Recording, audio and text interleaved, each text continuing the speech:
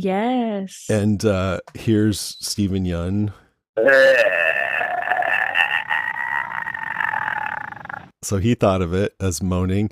And here's Andrew Lincoln's.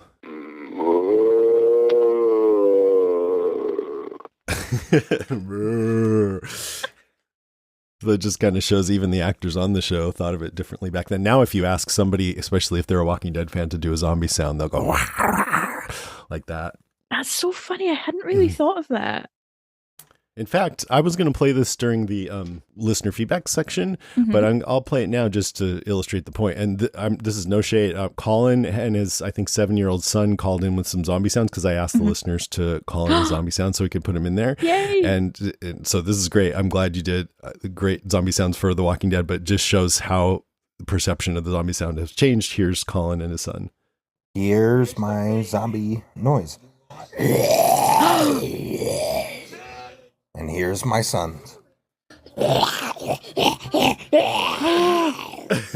so good. They're so good. I know. I love it, you guys. Your son, I think, even had a better one, Colin, but you were good too. But you see what I mean? Performance from both. Yeah. It's not the moaning anymore. Fantastic, though. Send in more noises, everyone. Those were great. Yeah. Okay, my next point about Zeds. Can Zeds climb ladders? I mean, they can climb chain link fences. You'd think they'd be able to climb ladders. Yeah. Because Glenn looks down when they're about to ascend the ladder and says, like, uh-oh, because there is a Zed starting to climb. We don't see it climb any further. It seems like there's maybe a cutscene there. But yeah, he is concerned that they will be able to. So interesting that is a threat at that point, or thought to be a threat. Yeah. I mean, remember last week when we were talking about how I thought maybe the variants that showed up later in The Walking Dead, that these were also variants like that. And so I looked up the dialogue I was thinking of in that episode. It's season 11, episode 19 variant, when we first met the variants. And someone said to Aaron, how the hell did a walker do that? What do you think it was? Like an aberration or something? And Aaron said, well, there's roamers and lurkers. I mean, we've all seen some that come back to the places that they remember. I've heard stories about walkers like this that can climb walls and open doors. I was never sure if they were just stories. So I think they put that in there because they remembered that the walkers were different at first and it seemed like an error, but they wanted to retcon it and make it all canon, you know? Aaron's like, I watched a show once where I'm pretty sure they could open a door. There was like some guy and his wife, I think. Yeah, and they were cheating. Yeah, it was strange. There was this racist on a roof. So I do think at this point, the idea was that they were more agile and capable, and that Glenn was right to be worried about that. But if starting probably next season, they got dumber and less capable. They most certainly did. And that's another sort of stripping them of their humanity a little bit. I say zombies have rights. No, I'm just kidding. But it just makes them hashtag not all zombies seem less human, you know, and less of a threat and less interesting and less tragic. And yeah, I don't know. I guess I'm really coming down to realize that because as I'm watching it now, I'm also I thought that I felt less whenever there was a zombie scene on The Walking Dead, just because we were used to it and we were desensitized, and I think that is somewhat of a factor. But I'm realizing it's also just because of all this stuff I'm talking about now, because when I'm watching this episode and I see Rick and Glenn underneath the truck and the zombies are shambling by, it still feels like scarier because of the way the zombies are more human, I think. I would agree with that. I guess. Anything else about them? They can smash doors with bricks. Yep. So that's cool. Good to know. Yeah, that's good. They can't do that anymore except the variants.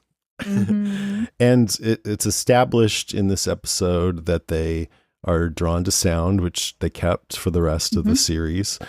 And we see Glenn and Rick draw them away with sirens, which we've seen. I think Luke, didn't he draw them away with music in season 10 or something? Yep. They do that They a lot. I think lemminged. Eugene did it in his van one time. Mhm. It's established that, of course, they don't bother you if you smell dead, which is how they figured out the guts thing. And they kind of just intellectualized that, like, here's a theory, and they tried it out and it worked. I think it's crazy they brought something like that in so early, but it followed the comic, and people figured it out independently elsewhere, like in Fear the Walking Dead. Nick used to do it just for fun. Just for kicks. Go out among the zombies. And it's sort of the same concept with the Whisperers, but that makes me wonder if the Whisperer mask, the skins, if it's smell based, do they always have to smell bad, which makes it horrible. even grosser to be wearing that face mask of it. Proper grim. The guts looked amazing. The whole walking scene was incredible. It just felt so claustrophobic, and I also scary, tense. Love that Glenn barfed. This is a very human moment. I was like, people throw up more this early on, I feel. Yeah. I think it was a little ridiculous that they had to chop up that guy so much. They were really leaning into the horrificness of it because his stomach was already open. Just reach in there and pull some out, right? You know, they were really enjoying it, I feel. Yeah, they were getting into it. So what about, Rick's, how he handled that? Wayne Dunlop and his pretty girl. I honestly find Rick quite annoying in that scene. Like, he's so pious. He's like, this man, Wayne Dunlop, he had $28 in his pocket and a picture of a pretty girl. And I'm like, yeah, we get it. Like, it is funny though. It's iconic. But I think my favorite bit is he's like, if I ever meet my wife and child again, which he's going to do in about 2 hours, he's like, I will tell them about Wayne Dunlop. Does he fuck? Like, never mentions him again. Literally never mentioned. Like, Wayne Dunlop, what a sacrifice, man. That's funny. I loved it. I thought, yeah, you're new in this world, and it's a sign that he doesn't want to forget that these used to be real people. I know there's something really good hearted about that I love. It's a great bit of physical acting from Andrew Lincoln as well, where he kind of goes to swing and then sort of slides back, almost moonwalks back. Yeah. And it's like, no, we're going to do this right. We're going to do this right. Yep. I don't feel good about this yet. And he just wants to pay respect to this person, what was once a person. And I very, very much admire that impulse. And I think it's great that he's so the opposite of that as the series progresses. And it makes sense that you would get desensitized to the zombies if you were in this world. You couldn't let yourself feel this much about them every time when you had to kill so many. It would just kill you. I think it's like soldiers in war. I've never been in a war, but just from what I've read and heard, they have to start thinking of their enemy as not human or just, I think as well, it is about Rick establishing the tone. Like, he's seen how lawless it is with Merle. And it's seen how, there's not really a cohesive kind of way of doing things, like the group aren't together. And I think this is him sort of setting the tone of like respect and lawfulness. Because I know what he says about, I'm only a man trying to get back to his wife and kids, but this is a Rick that's still clinging to civilization in many ways. And I think this is very much about him establishing that as well and saying like, no, we're going to do things right. We're going to do it polite, Yeah. I don't necessarily see it that way as far as establishing a lawfulness, but I do see it as him, when you're doing something like this, it is sort of like saying, okay, kids, let me make sure that we're doing this right. Like, he's putting himself in an authority position, as the person who needs to be the one to show everyone else. It's like a teacher moment. Yeah. Yeah. And that could be seen as arrogant or something. I can see that.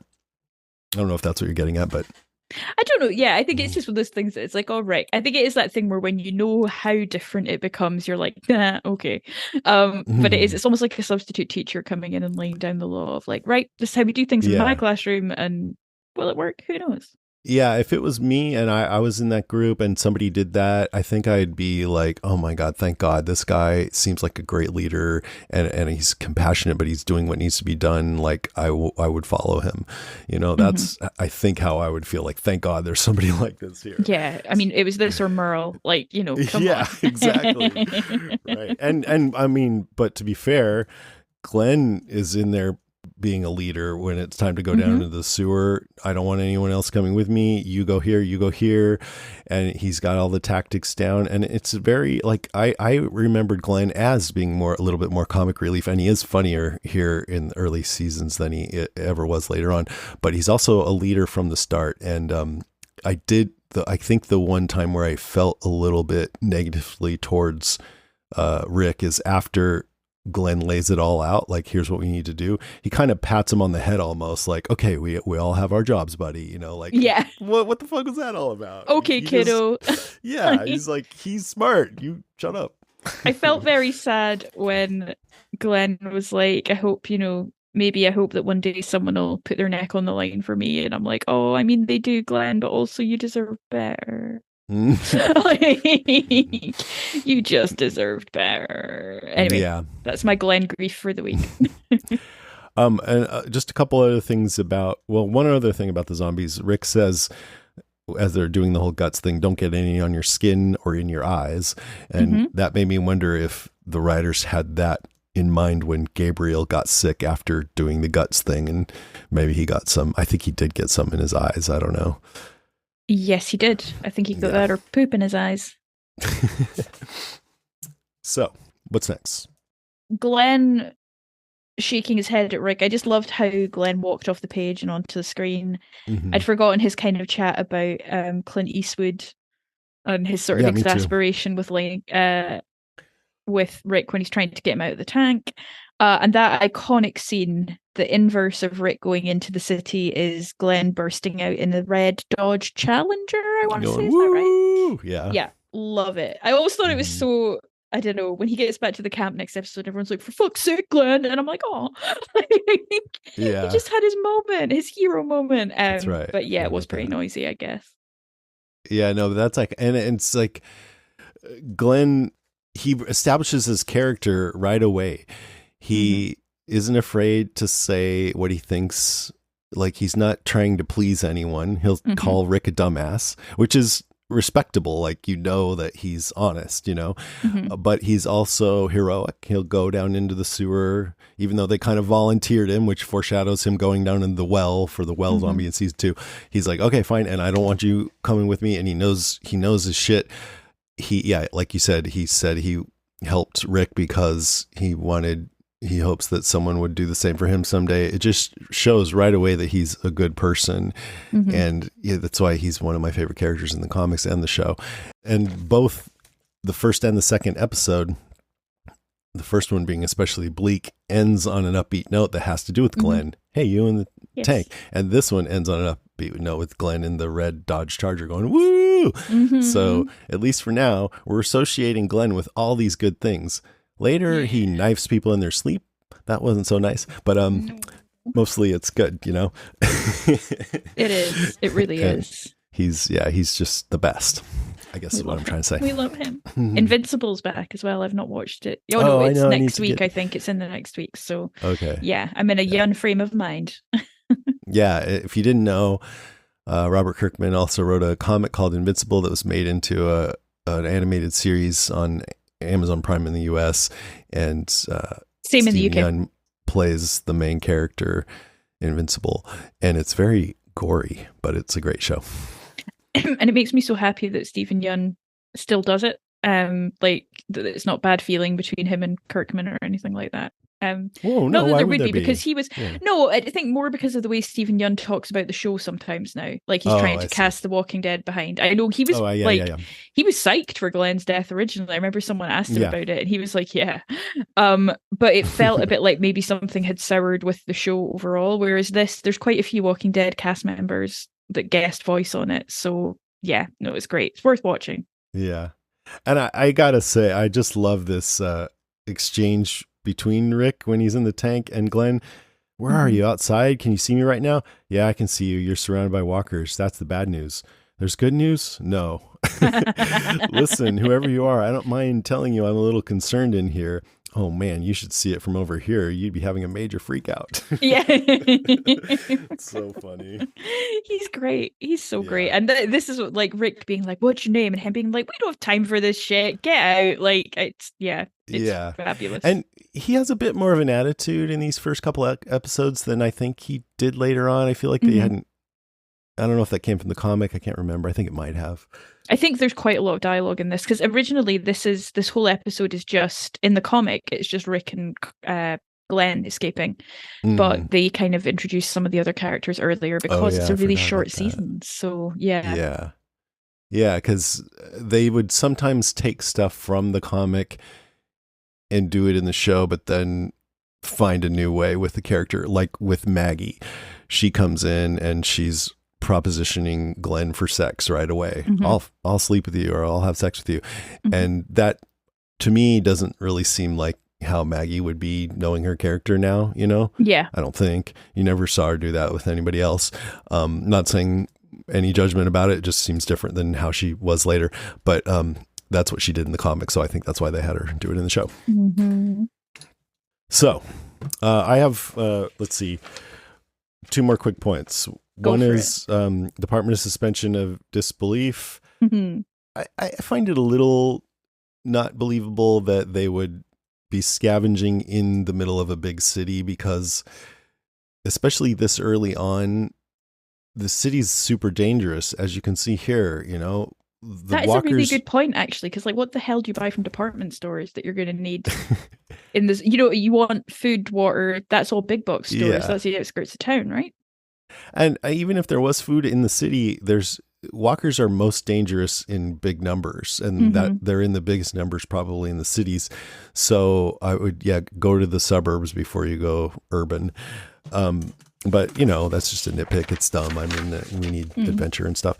And it's a little bit suspension of disbelief that the radio in this tank would work and that Glenn could call into it somehow. Like, why would he be able to? That actually, it's a good question. Rick didn't have to hit that Zed so many times with his axe, but it was fun. T-Dog, I already mentioned, just go by Theo.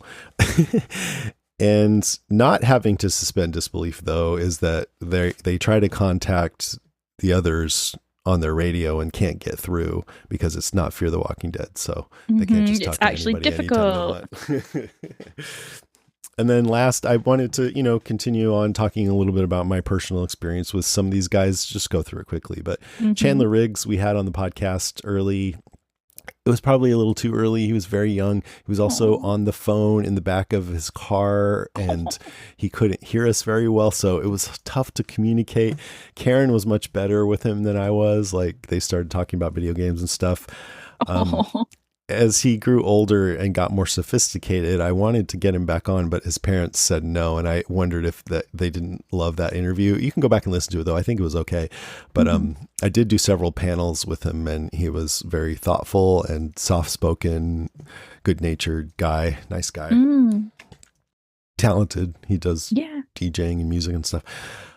We had Jeffrey DeMunn on. I got the timing wrong with him because I didn't realize he was still in Atlanta, and he was a bit annoyed with me. But when he heard how apologetic I was, he totally came around and we became friends. So that was good. And you didn't realize he was still in Atlanta?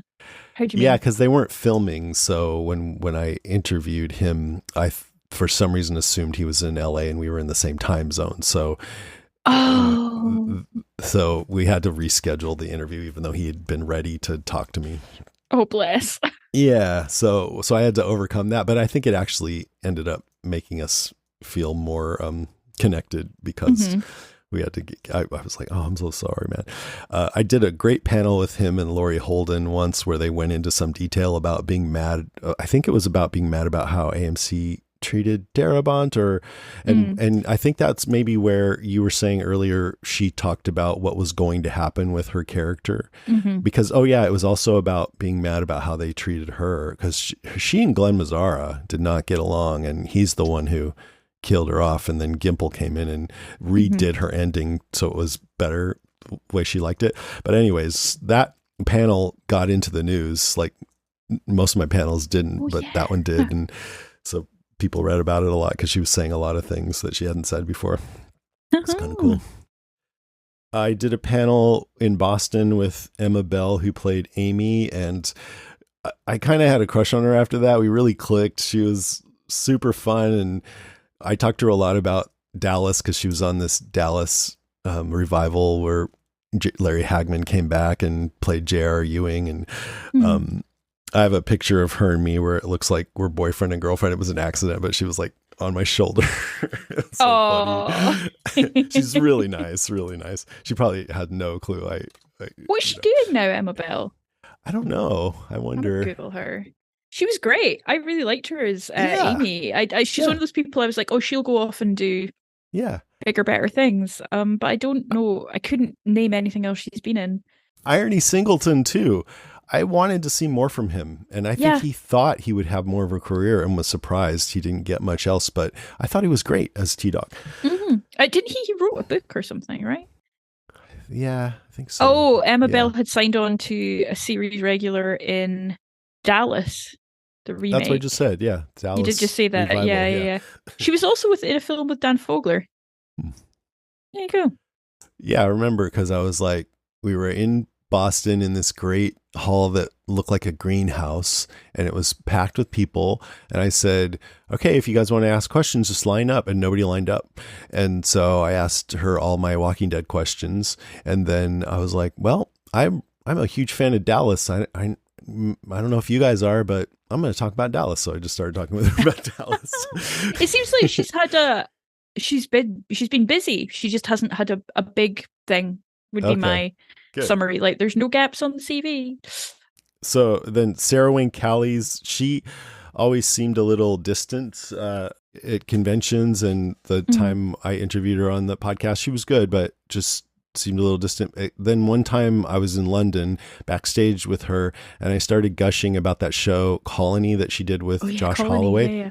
And it was just starting, and she was very flattered, and all of a sudden, like, she opened up and oh, you like it? Yeah, I love it. And it was not out in the UK yet, so we didn't really talk about it much on stage, but I did end up talking about it a little bit, just like, if it comes here, you guys should watch it.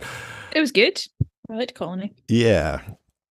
Irony Singleton I did many panels with him. He was always just a joy, very emotionally open, and he cried on a lot of panels, and he always blamed me. I was like, I'm not doing it. But he was just such a great guy. One time I asked him, can you show me if you had become a zombie, what your zombie walk would have looked like? And he didn't want to do it. And then he got an idea and got up and started doing the Michael Jackson Thriller dance. Oh, that was fun. Legend. And then I can't go without mentioning Rooker. I've done several panels with him. He's scary. He's unpredictable. He's fun too. He'd ignore me. He'd make fun of me. He'd sometimes have fun telling stories with me. Sometimes he'd just go off into the crowd with his mic and just talk to people directly. He'd do that a lot, actually. One time we had this baseball stadium as our backdrop in San Diego, Petco Park, and me and Mr. Blog, Eric, got him telling stories about his whole career, because he has this long career, like Days of Thunder with Tom Cruise and Henry, Portrait of a Serial Killer. And so then he really started getting into talking about stories about his career. That was amazing. One time he wanted me to do a stunt demo on stage, and he ended up punching me in the stomach pretty hard. Oh my God. But he's different from Merle, but not entirely different. But then one of the funniest things I always think about is I was in London to do a panel with him, and this woman who was like a Geek Press woman, I asked her to do the panel with me, and she'd never done a panel with him before. And I told her, look, you have all these questions written down. That's great, but just be ready. You may not ask any of those. He might just ignore us the whole time. He may tease. You just got to be ready for anything and roll with it, because it's really fun and the audience loves it. And she's like, okay. And then he sat there and just was polite and answered every one of her questions, and I think she thought I was fucking with her or something, and I'm like, I don't know what to say. Okay. Any notes? Yes. Long live Jackie. Although Jackie will not live long. City planners, who knew? That was the place. Yeah. I'd forgotten about Jackie and Jim. I'm going to be rooting for them this season. I don't know. Jim was always a bit of a, I don't know, like a depressed, skinny man, but it was nice to see them again because they were kind of big parts of this season. Well, not big parts, but they were part of the fabric of the show at this point. But why would you be rooting for them? Are you a masochist? They're gonna die soon. I know, but I just want to enjoy them while they're here. Especially Jackie, with her great. Blueprints. I enjoyed Officer Friendly. Great line there. Yes. Really annoyed that Glenn and Rick didn't close the gate behind them when they went down the alley. That seemed really dumb. I really liked that Amy called Shane a son of a bitch. She's my sister, you son of a bitch. I was like, yeah, quite fucking right. Yeah. I have my IMDb dive. It's not that a lot of it we've actually spoken about. You know how sometimes IMDb is just like people say things that happen in the episode? That was some of it. So the IMDb dive mentions this was the lowest rated in the season in terms of viewers. It only had 4.7 million when it aired, which is funny because I think now that's good numbers for a network show. I think Fear gets less than 1 million per episode, I think. Oh my god. And how many of that is us hate watching it? The zombie with the rock gets a mention as being potentially a continuity error. Apparently, the SWAT squad were called for a sniper alert when Rooker was firing the gun off the roof of the building, and had to be told that they were actually filming, so it was safe. They thought it might be an actual sniper. It's just Michael Rooker, and they're like, we know him. And then they doubled down and said, right, bring another helicopter. Send in more guys. As I mentioned earlier, there are more people in the department store than in the comic because they wanted to introduce characters earlier because it's a 6-episode season.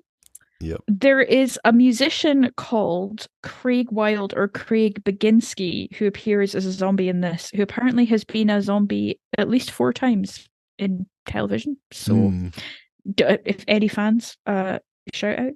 When I was an extra, I found out from some of the other extras that if you were featured too much, which meant you get more makeup because you're going to be more visible, then they might stop using you after a while because you'd be too recognizable. That kind of makes sense, doesn't it? Yeah. You don't want to see the same zombie. Yeah, exactly. Robert Kirkman established that Zeds don't attack each other because of the smell. Interesting given what we just saw in Daryl Dixon. Yeah, but I can excuse that because he was all amped up on something. Yeah, well, that's why I think it's interesting because they're clearly giving them something that overrides their natural proclivities. The department store is called Bradbury's, which may be a reference to Ray Bradbury, the science fiction writer. And Merle makes a reference to being Sunny Sunshine, which is actually a reference to an African American child actor. So possibly another bit of a racial, little bit of racism there, just some casual racism from Merle. And for my apocalypse timeline, we are plus 60 days into the apocalypse. All of this happens on the same day in which Rick has a shower with Morgan and Dwayne at the police station in the morning. So he's had a hell of a day. Oh, yeah. I thought that was quite interesting. I was like, oh, how nasty to have gone from like, I've had a shower, I feel human, to like, I'm covered in guts and I've sweated my ass off in the tank. You go back to that shower. So only day 60. We only see one day in this episode. Yeah. So yeah, I mean, it makes very sense. Short time frame. He rides into Atlanta and gets trapped and has to make his way out all while the sun's still out. Oh, that was the point that annoyed me. This is my other note. Like nobody thinking it's gonna rain. The thunder is coming, the lightning, and they're all just like, oh yeah, it's raining. Oh no, I didn't think of that. Also, when Rick and Glenn are talking in the tank and Glenn says, go to the right of the tank, both Peter and I in unison went, which right? But, clearly Rick knew which one he meant, so I won't dwell on that. Yeah. Yep. Cool. All right. I had a few notes. I liked when Glenn said, as they were putting guts on themselves, oh God, this is so bad. And Rick's like, think about something else, puppies and kittens. And T-Dog said, dead puppies and kittens. T-Dog, you wang. That was so funny. I think that prompts the barfing. Yeah, exactly. And I think it's kind of funny that they're foraging for mushrooms early on, and then years later we got fungal zombies on The Last of Us. I don't know. Yeah, I was like, wow, that's hella early to be foraging, but I guess smart thinking. And did you have a only on The Walking Dead moment? Oh, so many. I think only on The Walking Dead would we see people literally hanging intestines over their shoulders with like bits of like foot and hand there. It seems like a mild one, but it is only Yeah, on The Walking no, I Dead, I mean feel. hanging intestines on yourself. That's kind Bit of gross. intense, I would say. Mm. I was gonna say only on The Walking Dead would characters be standing around chit chatting while an angry mob of zombies is pounding on a thin layer of glass between you and them. Yeah, Hide. just looking at them like, oh, look at that. They're Yeah, mad. look at Huh, that. They're gonna anyway, get in is this pretty soon, looting? probably. What is the They seem definition of angry looting? that we're here. Should I take this necklace? Is it pretty? Do you like it? Is it pretty? Like What do you guys think? Zombies? that one doesn't like it.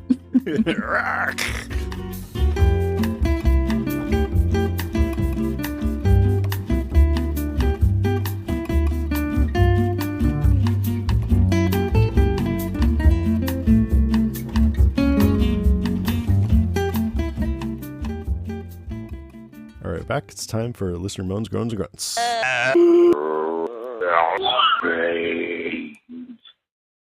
First up, we have Gloria Lettery Hernan, who says, looking forward to this. Can't wait to see some season 1 peeps. And she's put 3 zombie emojis, and I'm going to name them Jackie, Jim, and Morales. So cute. Jennifer McGinley says, if I ever find my family, I'm going to tell them about Wayne Dunlop. But you didn't, though, did you, Mr. Grimes? Nope. You were orange backpack guy Rick right from the off. Yes, he was. Maybe it was off screen. Maybe. Mm-hmm. When Rick and Michonne meet up in the spinoff, he should be like, I need to tell you about Wayne Dunlop. He's like, who the fuck? Wayne Dunlop spinoff. Now, Alma Contreras says, I love these first episodes. Everyone is so grossed out and disturbed by having to kill walkers, let alone slather themselves with the guts. My fave scene is Glenn and Rick walking with the walkers. Come to think of it, this whole episode is outstanding. Mm-hmm. Nice. Jim Mahal says, walkers in this episode display some impressive running skills. It's a good start of bonding for Rick and Glenn. Merle gets left behind, which is worrying for him. Yeah, I'd say so. Rick reuniting with Carl, Lori, and Shane is such an emotional scene that gets me every time. Wait, we didn't see that. That's next week, right? Yeah, Jim is looking into the future. Spoilers. I remember falling in love with the show then because it was about family, not zombies. Lori can't believe her eyes. She's just had sex in the woods with Shane, and Shane seems shocked to see Rick too. Wonder why. I also love Glenn driving back in his red sports car, alarm blaring, but that noise is most likely what draws the walkers to the quarry in the next few days. Oops. Mm-hmm. I do love these first. Yeah, that's pretty dumb, actually. I do love these first few episodes, though. I love how Rick is seen as an immediate leader as he's dressed as a police officer, and he just slots in this position straight away to the Atlanta scavenge group and then over Shane at the quarry. Yeah, he does. That's what he does. Yep. For better or worse. Chandra Wright says, again, I thought the walkers moved uncharacteristically fast. Chandra, neither of us said that, but they were quite fast in this episode. Yeah, that was another of the sort of variant characteristics that they displayed. Yeah. They were running after the Charger Glenn was driving, using rocks to smash things, and good lord, that one guy scaled a fence. Those early days zombies were downright spry. The axe, aka hatchet, that Rick carries made its first appearance here. I never realised that. Seeing Jackie and knowing what's coming, the moment Rick told Andrea how to take the safety off her gun because she might have a reason to use it someday, it was pretty tragic, even though I didn't really like what her character developed into. She shoots herself. She does. She'd been bit. I found myself paying special attention to Morales because I knew he would later fall in with the Saviors, yes, and our boy Daryl is going to pop him. Without a thought. Yeah. Merle started out as quite the asshole, but honestly, his character grew on me a little towards the end, and I think Michael Rooker is a lot of fun to watch. I don't think catching a zombie, chopping it up, and spreading it all over you would have been a naturally obvious way to evade them. Rick went dark fast. I mean, yeah. Yeah. Yeah, I know. Rooker, what's his name? Merle, he grew on you, and there's a part of me that's like, well, they had this abusive father. And I always think about this quote from Samantha LaRusso, Daniel LaRusso's daughter in Cobra Kai, who said something like, everyone's got a sob story, but that doesn't give you the right to be a bully. Mm-hmm. So I go back and forth between how much I think where I usually go is if people are remorseful, then I have a lot of empathy, but you still need to face consequences for what you did. Mm-hmm. But I don't want to start talking about Negan, so let's move on. We've got a few seasons to go. Yeah. Oh, God. Yeah, that's right. We have to talk about Negan again. Dabalino Bob Grippy says the very first scene, flipped over truck equals apocalypse. Right from the start, Shane was dipping his fries in Rick's burger ketchup. Oh, I guess this is back to the first episode.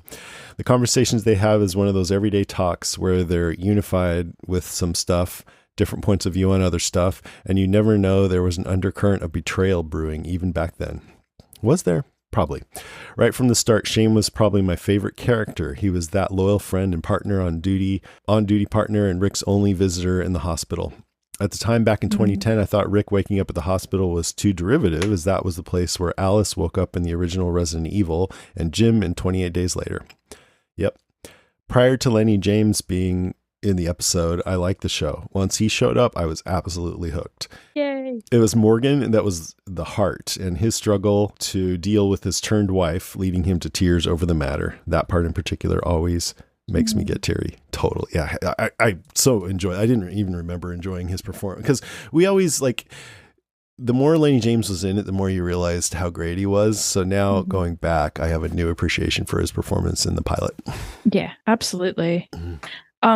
Dina from Massachusetts says, Dear Lucy and Jason, I think I mentioned, Jason, at the meetup in Boston that I listened to your original coverage during my rewatch a year ago. I've no idea how I found it. Your coverage of the rewatch of The Walking Dead is just awesome. The analytical deep dive that you bring is absolutely brilliant. Such richness. That was me, Dina. Sorry.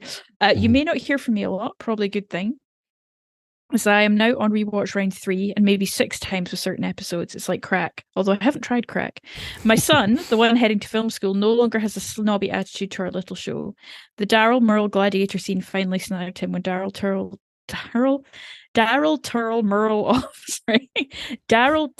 Merle off, try saying that quickly, and storms back to the prison. He said, I now get why Daryl is your favorite character. I am a fabulous mother and can now die in peace. Congratulations, Dina. I don't understand why just because you've seen it 3 times means that we're not going to hear from you. I'm sure you have thoughts that you've never shared with anyone. Absolutely. You should tell us what they are. P.S. You asked me to tell you about my former romance novelist days, so you can only blame yourselves for this missive. I hopped on the EPUB train in the early 2000s after I gave up on New York publishing, and when I got the rights back in 2012, I published on Amazon. I made about $5. They are romance novels, but they are also love letters to places. Jason, you may appreciate this as you once roamed the same streets. In the 1990s, I'd walk to work from Back Bay to Cambridge and pass this gloriously dilapidated mansion called Charlesgate. Because I was a broken and tortured soul, I fell in love. These were the early days of the internet, so I had to do all my research at the library in Emerson's College archives, as the college used it as a dorm at that point. And of course, it was supposedly haunted. Some firm bought it, and during reconstruction, the lead architect took me on a tour and showed me all these hidden walls and blueprints, and I was in heaven. Anyway, the book is about the building in the 1990s and 1890s, a family curse and a pirate ghost.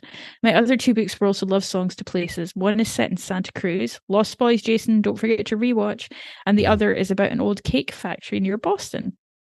Now I write for myself. I just write for myself, and I blush. Recently, I wrote a 10 installment fanfic about Daryl. Do not scorn me. Dina, I would never scorn a fanfic writer.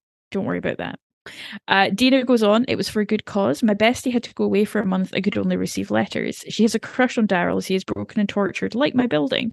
So she asked for a naughty Daryl story. It was a lot of fun to write, and it was more fun to torture my 17-year-old. Every time he spotted me at my laptop, he said, Mom, are you writing porn again? Jeez. So of course she received a bonus blooper reel about children interrupting a mother writing very bad porn. Example, there may have been a line about a possum pocket. However, the non-blooper reel was pretty good porn. I may have a new career. Dina, I want to read this fic. Our listeners are going to want this. We're going to want this. This is, what you're doing, girl. You got to get this out there. Do it. Send links. I mean, I know Claire Lederer, she writes, it's another listener of ours who's guested with us occasionally. She writes Walking Dead fan fiction and posts it. Great. I don't know if you've thought about posting it, Dina, but yeah, I think people are going to want this. So Claire's stuff is great as well. And yeah, we love to share it. We love to see it. If you could, I'll look up your Amazon fiction that's already up there and put a link in the show notes just in case people want to check it out. Get those $5 up. That was great.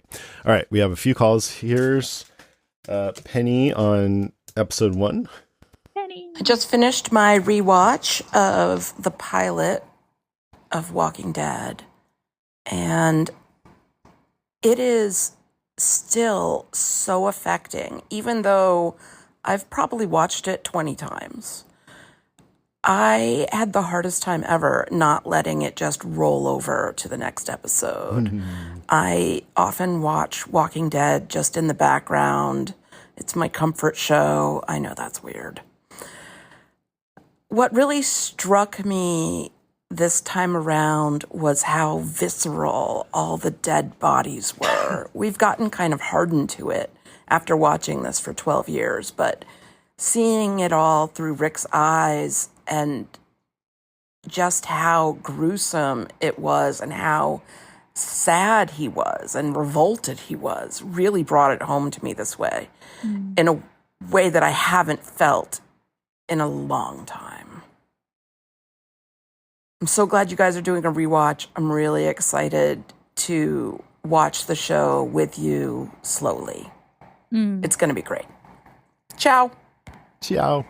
Yeah, I felt the same way. I mean, if you've listened to the podcast, you've heard us say that. Penny you mentioned that you had a hard time not going forward and watching the next one, which reminds me, our recording schedule for season 1 is kind of weird because Lucy has a lot of work trips and things this month. So we're kind of batch recording sometimes. But we're releasing weekly.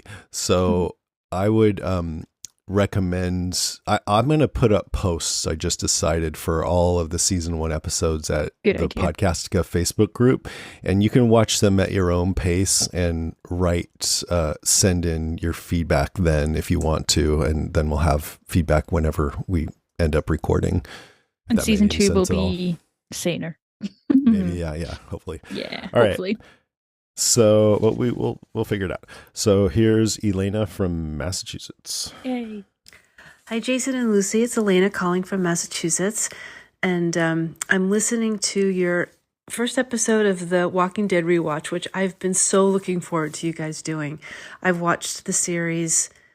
I've watched the first, maybe, I think 4 seasons 3 times. And then the rest, maybe just once or twice. But anyway, listening to you, I'm getting chills listening to you describe your feelings of rewatching the first episode because I don't have cable. I didn't have cable when Walking Dead came out. So it wasn't until 2011 when I bought the first season on iTunes. I was convinced to do it by this guy who was ringing me up at a CVS. We were talking about horror films, and he said, "Oh, have you watched The Walking Dead?" I said, "No, my best friend has told me about it, but I don't have cable." And he was like, "Oh, you can buy it on iTunes." So I bought it, and I remember watching that first episode, and I watched it the day before Hurricane Irene hit. Oh my goodness. The East Coast. Of course, it affected New York a lot more than it affected Boston, Massachusetts. But we lost power for the first time ever where I was living. And it affected me. I was so involved with this story that I remember being scared to go outside. And I was like, I have to go to the shed to get, I don't know, a flashlight or something. And I walked outside, and I'm walking to the shed, and I'm looking around, and everything's laid waste. And I'm just like, oh my God, if there's a zombie over there, what am I going to do? So I was really careful and walking around, and when, Get the chainsaw. had brought a knife with me to go into the shed in case there was a zombie in there, I could bust its head. But anyway, just listening to this is bringing back such fond memories of being scared out of my wits and loving that first season and loving that first episode. I'm so glad you guys are doing this rewatch. I am so excited. Anyway, thanks for all of the entertainment, and I just love listening to you guys. And anyway, thanks for doing this. It's just the best. Thanks. Bye. I'm glad there was nobody innocent out there, just like hanging out, because they may have been stabbed. That happens to me a lot when I watch horror movies. Almost every time I get more freaked out, like walking down my hall and going anywhere dark. For sure. I'm sure that's common. That's such a nice email, a nice voicemail to receive. It's funny. And Elena wrote to us after she sent in her voicemail. It says, "Hi, Jason and Lucy. A few minutes ago, I sent a voice message expressing my excitement for your Walking Dead rewatch. While I was laughing on the message, I wanted to let you know how much your podcast means to me during these brutally horrific times we're all living in. I'm having a pretty rough time keeping things together. The world feels broken and the horrors unrelenting. Listening to your podcast is providing momentary psychic relief, for which I'm so grateful. I couldn't have possibly verbalized this on the message without breaking down, but I do want you and all the hosts on the Podcastica network to know that you're reaching people on a deeper level than you may realize." Oh, Elena, I hope things get easier. Yeah, I just try to pretend it's not happening and have fun. Shove our fingers in our ears and hope for the best. Let's watch a show. It's all good. But I'm happy we can be a distraction for you.